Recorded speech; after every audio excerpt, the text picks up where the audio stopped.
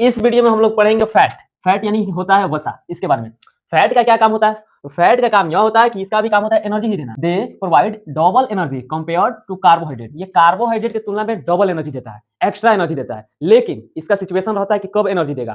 तो यह जब हम लोग भूखे रहेंगे तब एनर्जी देगा यह फैट। जब हम लोग भूखे नहीं रहेंगे, खाए रहेंगे, तो कार्बोहाइड्रेट का काम होता है एनर्जी देना, और जब हम लोग भूखे रहेंगे तब ये फैट हम लोग को एनर्जी देता है।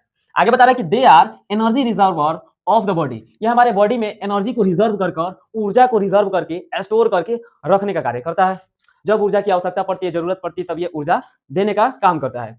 आगे बता रहा है कि fat acts as insulator keep body warm. ये फैट जो है इंसुलेटर का काम करता है। इंसुलेटर का मतलब यह होता है कि बॉडी के अंदर का जो टेम्परेचर होता है 37 डिग्री सेल्सियस, उसको बनाए रखता है। बॉडी का गर्मी को अंदर ही रहने देता है, बाहर के ठंडी को अंदर प्रवेश करने नहीं देता है। इसी के कारण जिसके बॉडी में फैट की मात्रा ज्यादा होता है, यानी मोटे लोग होंगे, उनके बॉडी में फैट की मात्रा ज्यादा होगा। तो फैट की मात्रा ज्यादा रहता है तो ठंडियों के दिन में वो एक ही सॉल्ट पे पहनकर घूमते हैं और बोलते हैं कि ठंडा नहीं लगता है। तो वहां पे क्या होता है, वहां पे फैट उनके बॉडी में त्वचा के जस्ट नीचे फैट होता है, वो स्टोर रहता है, और वो फैट क्या करता है, बाहर की ठंडी को बॉडी के अंदर आने नहीं देता है। बॉडी के अंदर जैसे नहीं आएगा बाहर का ठंडी, तो बॉडी का टेम्परेचर रहेगा 37 डिग्री सेल्सियस, और बॉडी, इसलिए ठंडियों के समय में जो भी मोटे लोग होते हैं उनको ज्यादा ठंडा नहीं लगता है, क्योंकि उनके बॉडी में फैट की मात्रा ज्यादा होता है। आगे इसमें बता रहा है कि फैट जो मिलता है ये किस किस चीज से मिलता है, तो बटर से मिलता है, घी से मिलता है, नट्स जो काजू बादाम हो गया इससे मिलता है, चीज से मिलता है, पनीर से, और जितना भी प्रकार का ऑयल है, जितना भी प्रकार का तेल को हम लोग सेवन करते हैं, जो भी तेल को हम लोग खाते हैं, उन सभी तेल से मिलता है।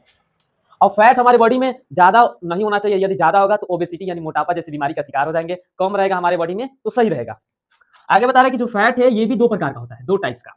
दो टाइप्स का, तो कौन कौन सा टाइप्स का? तो फर्स्ट बता रहा है वेजिटेबल फैट, और दूसरा बता रहा है एनिमल्स फैट।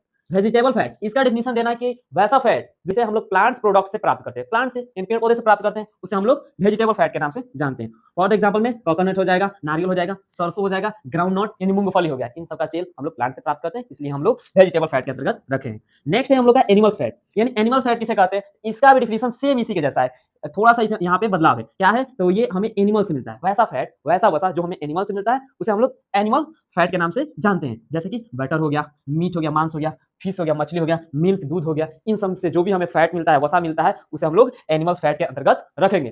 फैट तो जरूरी है बॉडी के लिए, लेकिन एक्सेस मात्रा में, ज्यादा मात्रा में हमारे बॉडी में यदि फैट उपस्थित रहेगा तब प्रॉब्लम है। यदि हम कार्बोहाइड्रेट वाला भोजन ज्यादा सेवन करेंगे, और जितना हमारे बॉडी को कार्बोहाइड्रेट चाहिए उतना हमारा बॉडी कार्बोहाइड्रेट को ले लेगा, और एक्स्ट्रा जो कार्बोहाइड्रेट बच जाएगा उसको तो हमारा बॉडी फेंकेगा नहीं, उसी एक्स्ट्रा कार्बोहाइड्रेट को हमारा बॉडी फैट के रूप में जस्ट त्वचा के नीचे इकट्ठा कर देता है, और जस्ट त्वचा के नीचे इकट्ठा कर देता है तो उसी त्वचा के नीचे फैट का परत बनना स्टार्ट हो जाता है। याद रहे, फैट का सोर्स भोजन से भी मिलता है, और कार्बोहाइड्रेट की ज्यादा मात्रा हो जाता है तो कार्बोहाइड्रेट से भी फैट का निर्माण होता है। That's all.